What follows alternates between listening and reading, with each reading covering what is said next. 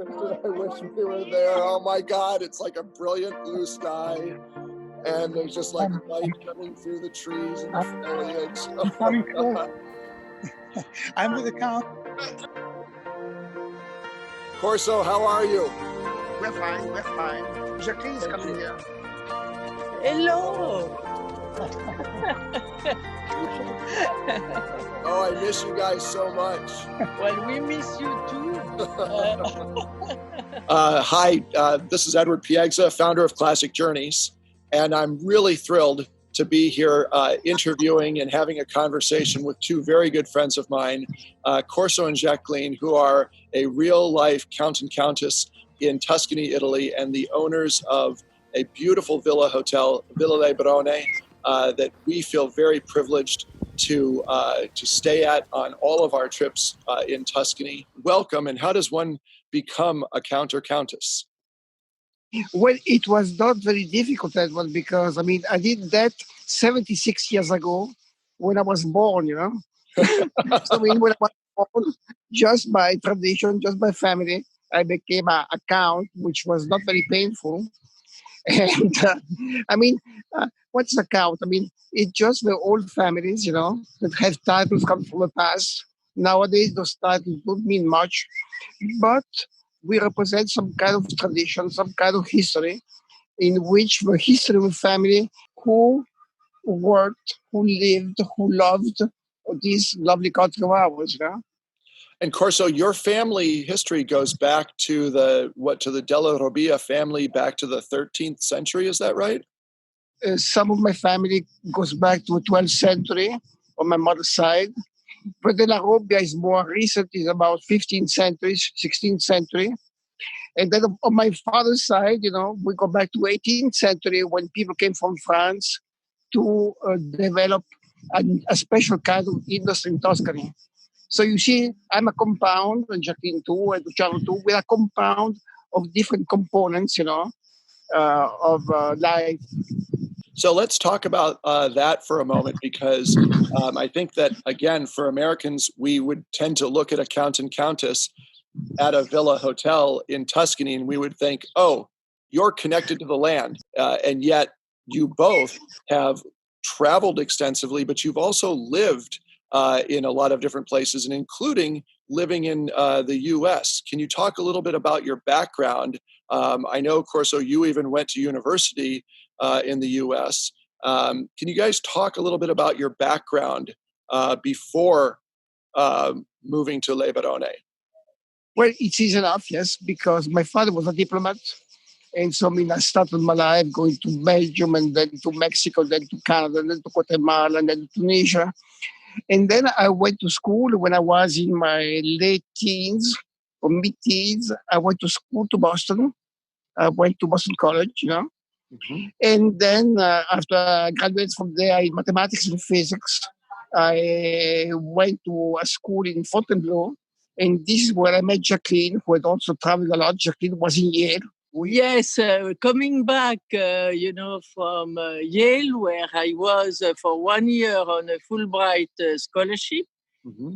Then we met and, we worked in Paris for quite a long time. Mm-hmm. And I was working in the UN, Mm-hmm. also in General Electric, myself in the UN, and I traveled quite a lot for the UN. But each time I was coming back to Le Barone, where, we had the family living, I was saying, God, people who are living here, they don't know how lucky they are. Because it is such a beautiful country with Italians so nice, so helpful, so welcoming. Mm-hmm. And what people say here in Tuscany, in Panzano, they say we live in a happy island. It's ironic to think of a place that is not on the water in terms of an island. And yet, when you told me that one of the times when we were sitting by the swimming pool, Corso, you said, Edward, we love having you here at our happy little island. And it really struck me. It was very genuine, and it's very appropriate. Tell us about the story of Le Barone. Well, Le Barone has become a farm before it was a hotel. I hate the word hotel. We're not a hotel. We're a house open to friends, you know. I agree. But Le Barone has a very ancient history because Le Barone was a tower to defend the good Florentines from the bad people from Siena. You know, in Italy, I mean, we always talk about history. You know, in the Middle Ages, Siena, which is a town which is 20 miles away, you know, was an enemy of Florence, which was 20 miles in the opposite direction. And Le Barone just in the middle on the territory of Florence. And so this tower was a watchtower to see what the guys from Siena were doing. You know? It was some kind of a defensive system. And then this was probably the 12th century, 13th century. And then in the Renaissance, when people became nicer, music, painting was something new, you know. And people kind of stopped for a while doing war. And so there was no more need for a tower, for a watchtower. And the watchtower was taken down. It became a house. It became a house for the La Robbia family, which made pottery, you know, enamel pottery. And then this became a farm, a classical Tuscan farm, you know, with its own cattle and vines and olive trees and wheat and whatnot. And then it was my cousin that in the 1960s converted the Barone into a house open to friends. This is when Jacqueline and I retired and came to Italy from Paris, you know, and took on a new job of being hoteliers. I think of the various times that I've been at Le Barone, and I just think of how welcoming it is. It's like this little personal, intimate villa that you all have created. Here we are on the top of a hill, and this is why we have such a wonderful view. And from the pool, we can see, you know, a Romanesque church, which has beautiful paintings from the 14th century. And the view on the Chianti hills are really, you know, unique. And it's different from the spring to the summer and to the autumn, when you have all the wine, because we are in the wine, you know, area, the Chianti wines. So when you bring up the wine, Jacqueline, one of my most enjoyable experiences at Le Barone, when you all just uncork bottle after bottle and we have those magnificent dinners, and the food is always so fresh and so local.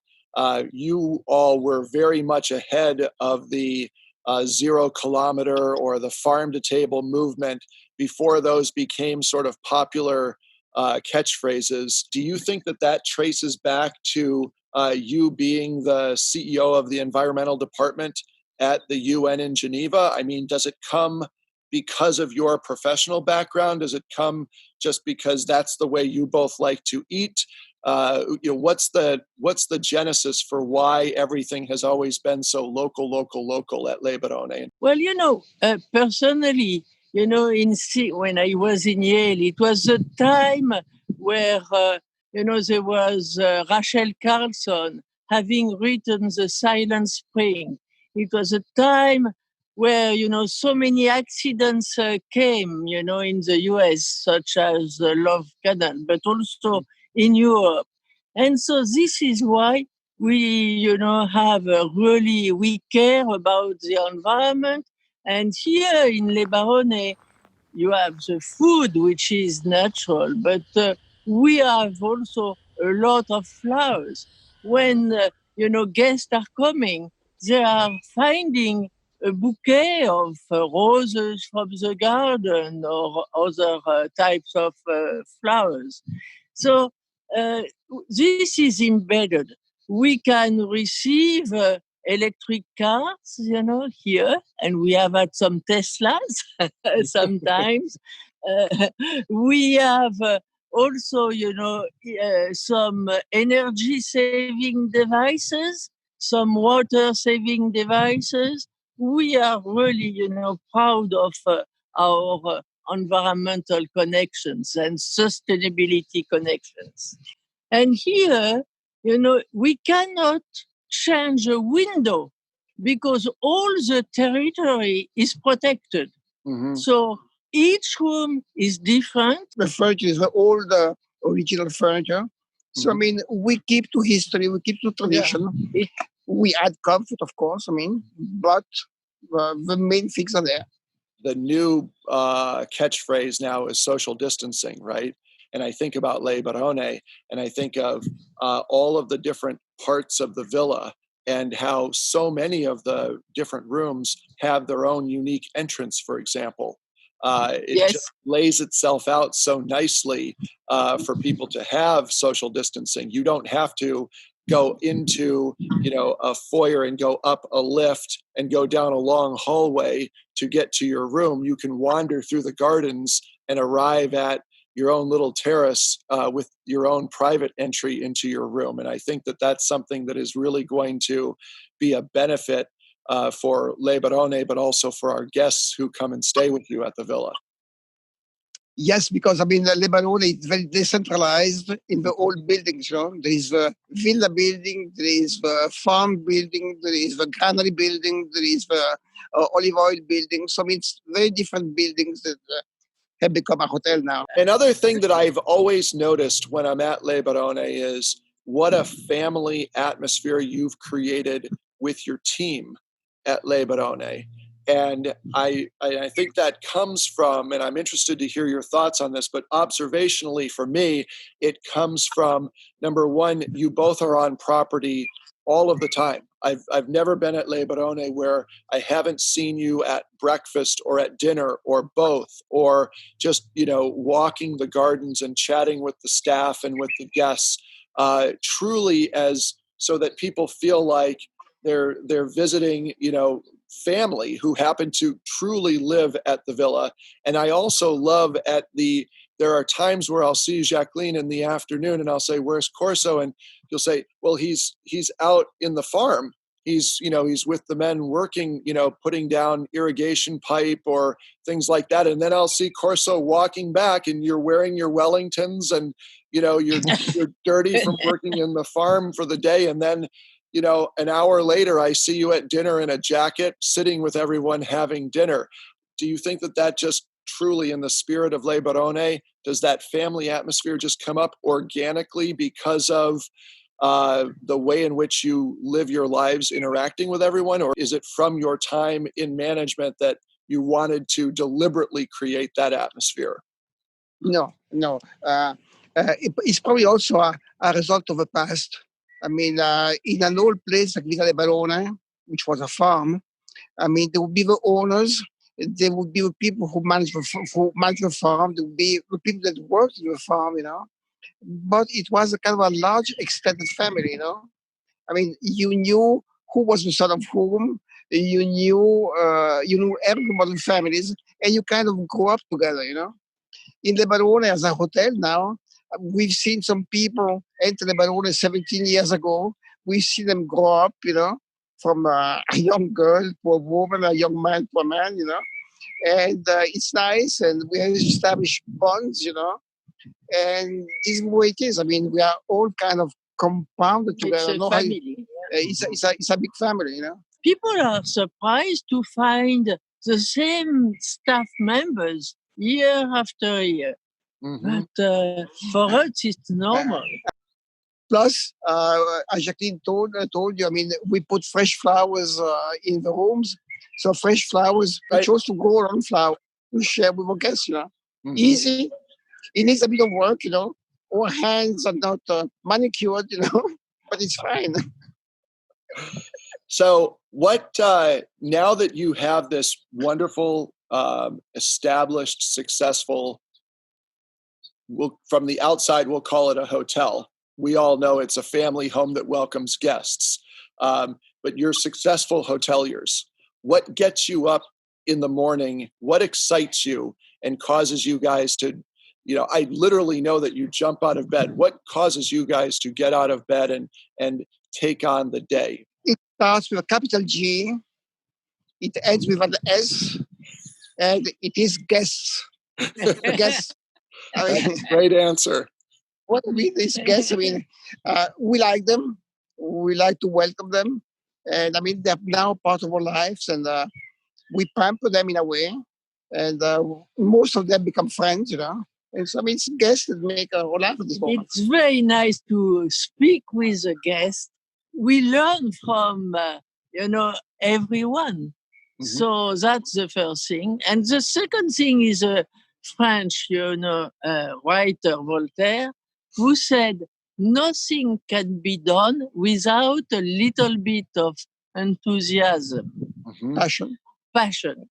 So this is, what we have. I want to tell you both, we at Classic Journeys in the San Diego office feel extraordinarily fortunate for the family that we've developed around the world. And clearly, without a doubt, the relationship that we have with you both and with your family and your staff at Le Barone is the perfect example of what we try to create everywhere in the world, which is this symbiotic relationship where the guests come first. I love that the guests come first for you guys, and the guests come first for us. And I think that that's why when our team of guides led by Luciano, who you mentioned, are bringing guests to Le Barone, it's why they feel so welcome and so happy, and why they want to return. And I just want to thank you both so much for taking the time to sit down with me and with us today. It's just such a joy. We can't be with you in Tuscany right now, but our hearts are with you. And the minute that the EU says that Americans can come back to Italy, we will be on an airplane coming over to see you. With open arms. You're going to need your arms wide open, because we're going to have a lot of guests coming with us.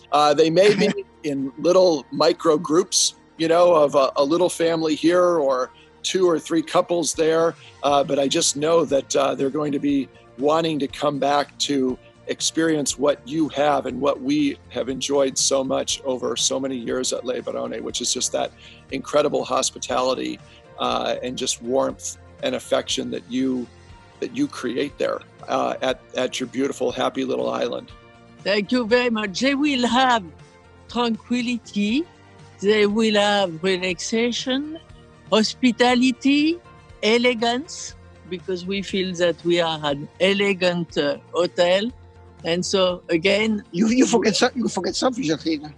What did I forget? Good food and excellent wine. Food. But this is part of hospitality, It's very true. So if we are going to end with a toast with my coffee and your Chianti, will you make a toast to the Classic Journeys guests for me? Oh, yes.